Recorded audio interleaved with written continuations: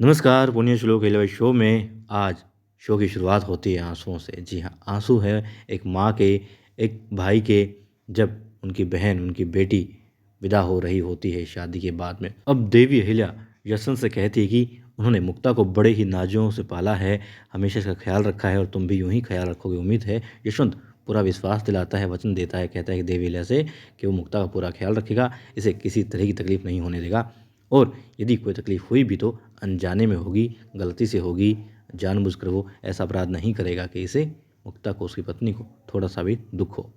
विश्वास दिलाता है। और अब देवीला कहती है कि यदि तुमसे ये रूठे, तुमसे नाराज़ हो जाए, तुम्हारा ये कहना ना माने तो समझ लेना तुम्हें अपना मानने लगी है और यदि ये थोड़ी ज़िद्दी नज़र आए तो समझना कि अपनी माँ को याद कर रही है। अब यशवंत कहता है कि रानी साहिबा आप चिंता मत कीजिए, इसे बिल्कुल यही कोशिश करूँगा कि जैसे यहाँ रही है वैसे ही खुशपूर्वक वहाँ पर रहे। ठीक है, अब विदाई हो जाती है, मुक्ता जा रही होती है डोली में बैठ करके अपने घर और वहाँ अब देवी अहिल्या तुरंत अपने कक्ष में चली जाती है। पीछे जो गौतम साहिब जाती है, पूछने पर पता चलता है कि संदेशा आया है, पानीपत का युद्ध वो लोग हार गए हैं। अब गौतम साहिब भी थोड़ी दुखी महसूस कर रही होती है क्योंकि पहली बार है कि मल्हार राव सूबेदार जी को युद्ध हारे हैं और अब दिखाते हैं मल्हार राव सूबेदार जी बहुत ही टूटे हुए महसूस कर रहे होते हैं। वो उनके जो हज़ारों सैनिक हैं जो यहाँ पर युद्ध भूमि में मारे गए हैं, उनकी अस्थियों को चिता की अग्नि दे रहे होते हैं और बहुत ज़्यादा दर्द में महसूस कर रहे होते हैं।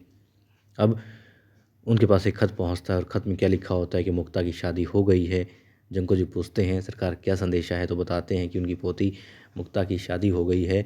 वो उन्हें बधाई देते हैं और फिर मल्हार राव सूबेदार जी भी एक संदेश दे देते हैं जिसमें लिखते हैं कि युद्ध हार चुके हैं, टूट चुके हैं। और अब दिखाते हैं मुक्ता पहुंच चुकी होती है अपने ससुराल, जहां उसका भव्य स्वागत होता है और फिर जैसे अपने घर के अंदर जाती है तो देखती है घर की दीवारों को, छत को।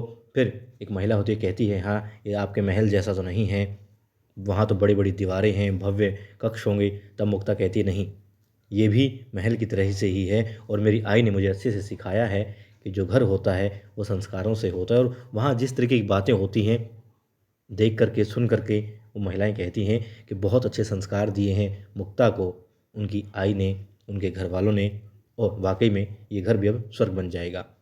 और फिर वो अंदर जाती है अपने कक्ष में, वो महिला भेज देती है यशवंत को कि अपने कक्ष में जाओ। यशवंत अब सैनिक की वेशभूषा में होता है और कहता है कि देवी अहिल्या को आवश्यकता है उनके सिपाहियों की, इसलिए यशवंत जाना चाहता है। भले उसकी जिम्मेदारी है क्योंकि उसकी नई शादी हुई है, लेकिन वो कहता है कि घर से ज़्यादा, परिवार से ज़्यादा उसके देश को उसकी आवश्यकता है, इसलिए वो जाना चाहता है। और ठीक है, अभी आप मतलब कि रिश्ता आप नहीं मानती हैं, लेकिन कोई बात नहीं, फिर भी एक इंसान होने के नाते आप मुझे यानी यशवंत को शुभकामनाएं दे सकती हैं। अब वो कहती हैं, एक पल तो बैठती है, दूसरी तरफ मुँह करके फिर कहती हैं अपनी तलवार नीचे रखो, रखो।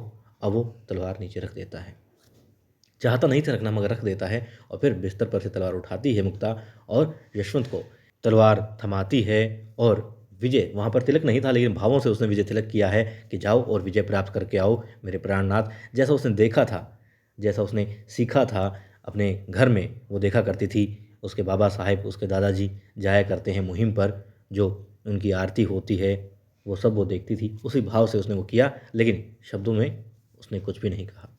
ठीक है, अब यशवंत वहाँ से चला जाता है और दिखाते हैं महल में देवी अहिल्या होती हैं और बाकी सब लोग भी होते हैं। अब मंत्रीगण भी वहाँ पर मौजूद हैं, तो वो ये पढ़ रहे होते हैं पैगाम जो मल्हार राव सूबेदार जी ने बताया है, लिखा है। उसमें होता है कि वो खुश हैं, उनकी पोती की शादी हो गई है, बहुत बहुत शुभकामनाएं देते हैं, अपनी खुशी जाहिर करते हैं और फिर बताते हैं कि बहुत यहाँ पर जो है मराठाओं का जान माल का नुकसान हुआ है, बहुत लाखों सिपाही जो हैं वीरगति को प्राप्त हुए हैं, दर्जनों पेशवा वहाँ मिल नहीं रहे हैं, खो गए हैं और वो अपने हाथों से अग्नि दे रहे हैं वीर योद्धाओं की चिताओं को। सूबेदार जी ये भी लिखते हैं कि पेशवा के पुत्र विश्वास राव भी वीरगति को प्राप्त हुए हैं। उसके बाद में सभी लोग दंग रह जाते हैं क्योंकि किसी को उम्मीद नहीं थी इतना नुकसान यहाँ पर मराठाओं को सहना पड़ा होगा। फिर देवी अहिल्या कहती हैं कि हम मात्र आंसू बहाने से और उनकी चिंता करने से कुछ सार्थक नहीं कर सकते, इसलिए सबसे पहले वो कहती हैं कि हम, मतलब वो लोग मौन धारण करते हैं कुछ पल का, उनको श्रद्धांजलि देते हैं और फिर वो कहती हैं कि जो शहीद हुए हैं उनकी अस्थियों को लाने के लिए और जो वहाँ पर सैनिक घायल हैं उन्हें लाने के लिए तो वो जी बैलगाड़ी का इंतज़ाम करें और मल्हार राव सूबेदार जी इस वक्त ग्वालियर में हैं, उन्हें भी वहाँ से सुरक्षित निकालना है। तो इस का भी इंतजाम करना है बहुत जल्द। अब तुगो जी पूछते हैं कि नेतृत्व कौन करेगा अहिल्या इस मुहिम का। तभी एक जोरदार आवाज़ आती है कि मैं करूँगा। कौन होता है सब देखते हैं उस ओर, तो वो यशवंत होता है।